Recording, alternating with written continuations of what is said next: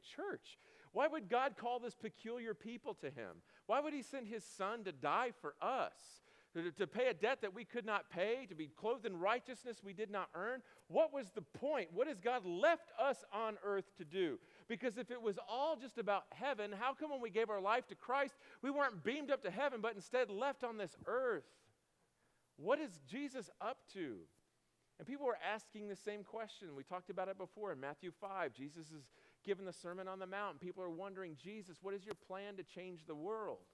And Jesus says, you are the light of the world.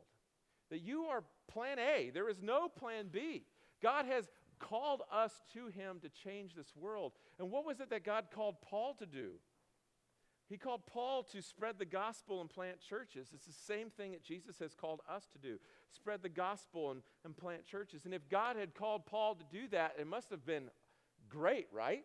Just easy cruising. God called Paul to plant churches, so that must have come with his own personal jet. He got a G6, so he could be comfortable when he's flying from country to country. He has an entourage of people with him just to make sure that all of his needs are met. That's how it went for him, right? No, not at all. That came with being shipwrecked.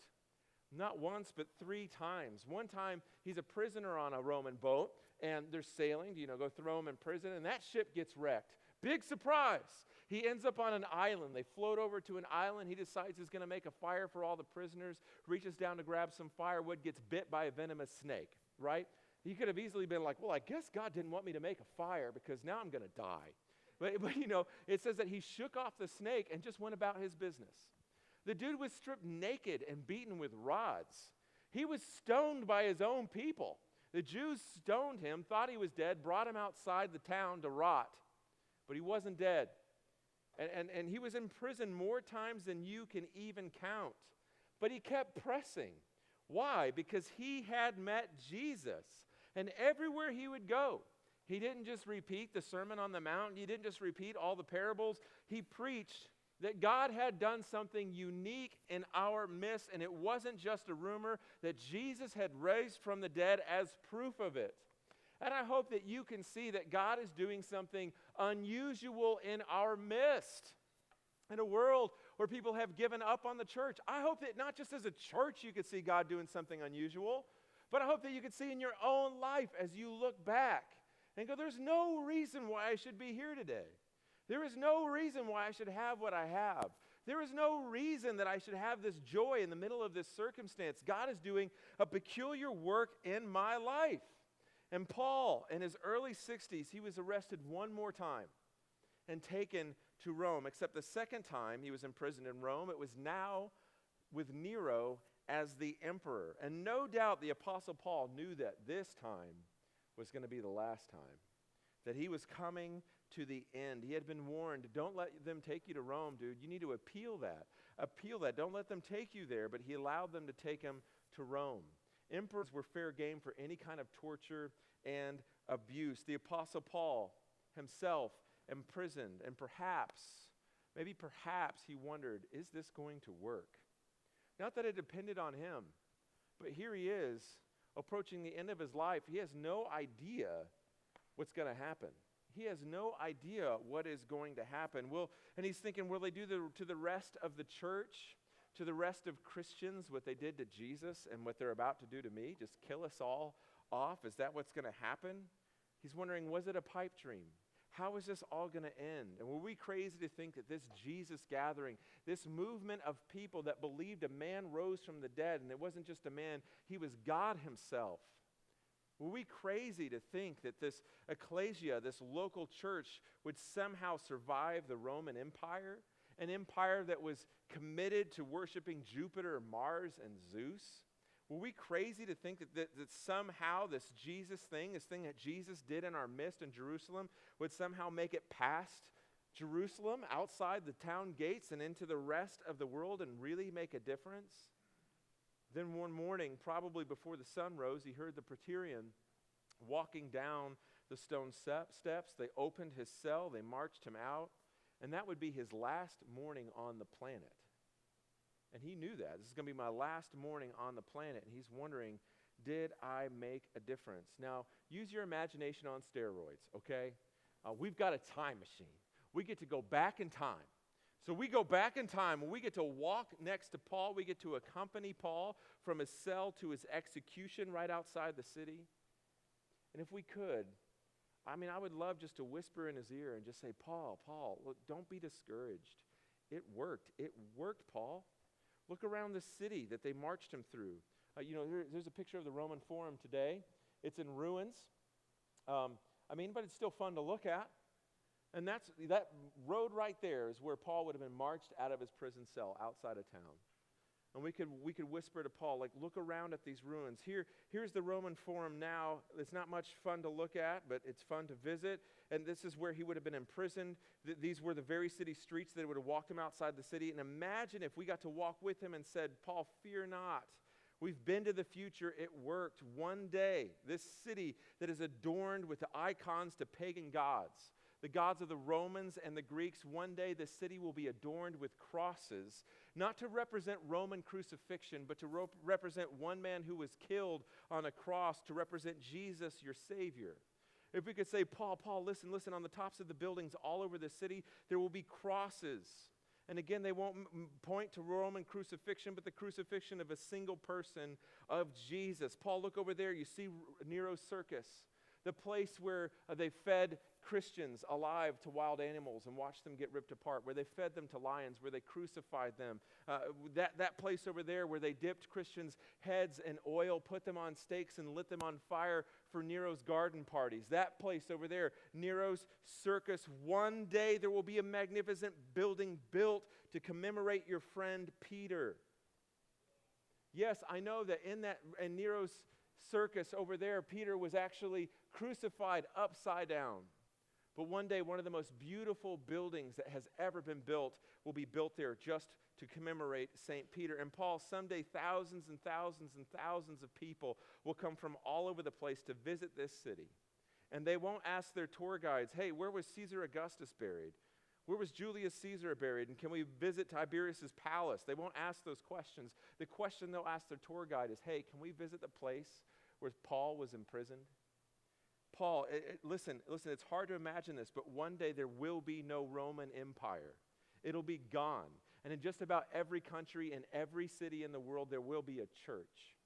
There will be a church. And all those letters that you wrote, that you handed off to friends, many people believe that Paul suffered with an eye ailment, and he dictated his letters. Do you remember that letter that you spoke to Epaphroditus so that he could bring it back to the church in Philippi, and you wondered if it made it because when Epaphroditus got to you, he was on the edge of death because he was so sick? You know those letters that you wrote to Thessalonica and that church in Rome and the church in Ephesus, and you were wondering, hey, will they arrive to these people? Will they make a difference at all? Paul, one day, 2,000 years from now, that letter is going to be translated into 1,200 different languages and distributed all over the world.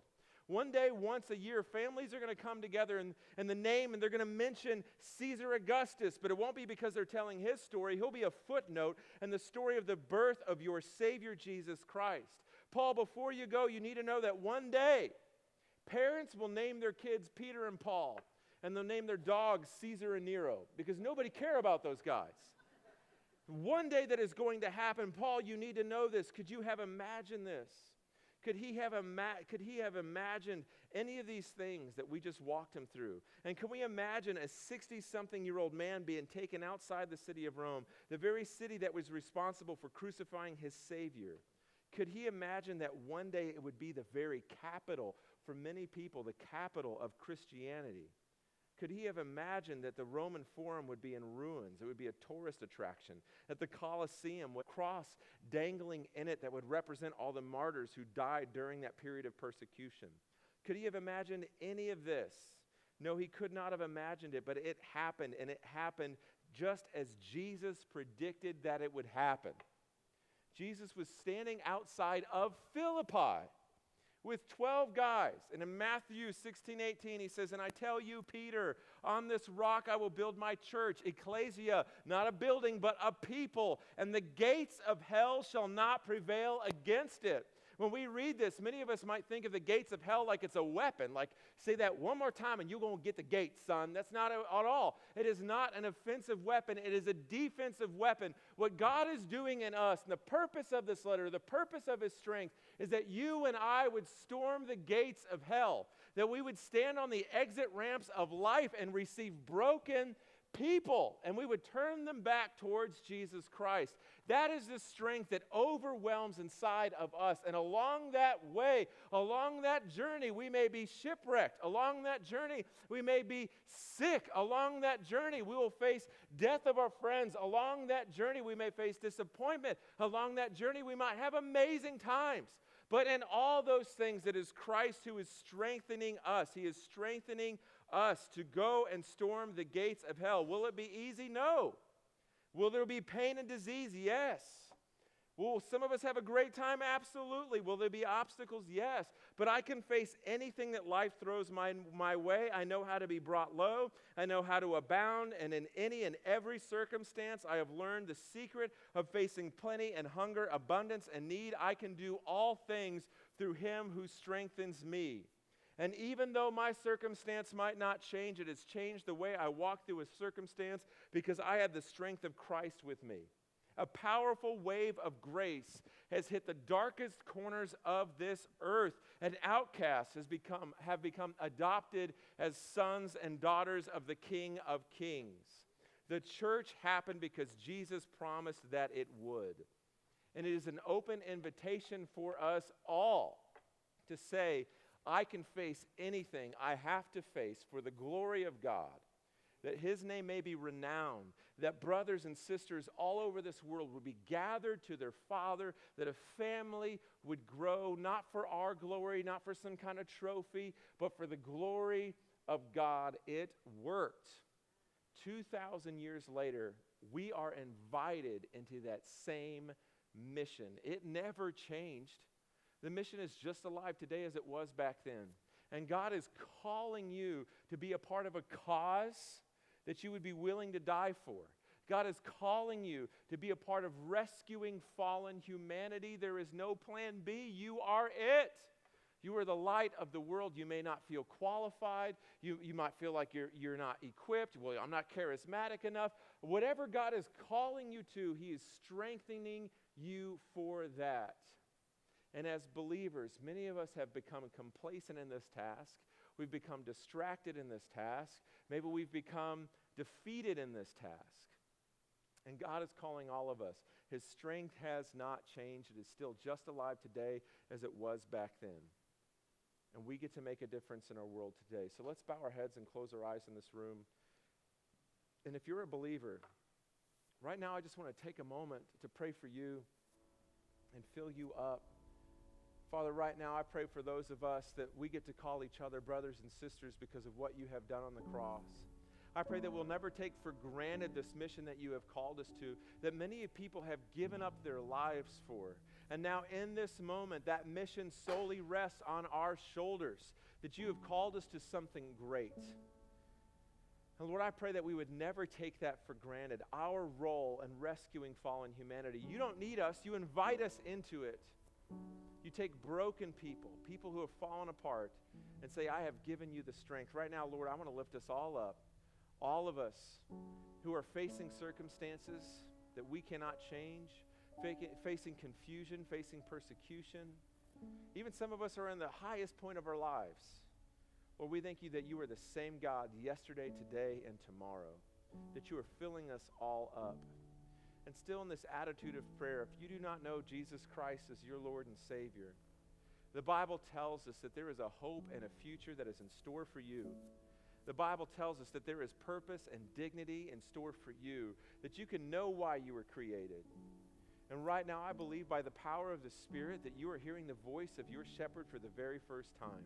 He is making known the mysteries of who he is, and I'm praying right now that you would pray, Father, I am a sinner in need of a Savior, and Lord, you are my Savior. I want to put my faith, my hope, and my trust in the work of the cross. I believe that you rose from the grave 3 days later, conquering the power of sin in my life, that you have justified me, that you have imputed righteousness to me, that everything that is filling my bank account is all the right deeds that Jesus has ever done.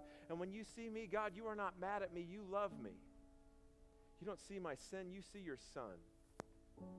And Lord, because you have changed my life, I want to give my life to you. I will fulfill the